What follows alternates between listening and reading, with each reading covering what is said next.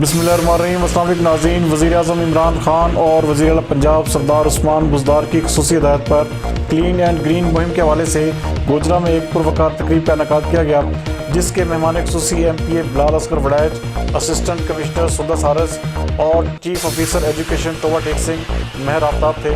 ہمارے نمائندہ خصوصی ذوالفقار بھٹی کے مطابق M C high school Gojra میں ہونے والی اس تقریب میں ٹوبا ٹیک سنگھ کے تمام اساتذہ نے شرکت کی۔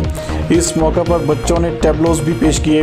تقریب سے خطاب کرتے ہوئے مقررین کا کہنا تھا کہ تمام بڑے بچوں کو اپنے حصے کا پودا لگانا چاہیے اور اپنے گلی محلوں کو صاف ستھرا رکھنے میں اپنا کردار بھی ادا کرنا چاہیے تاکہ ہمارے ارد گرد کا ماحول صاف ہو۔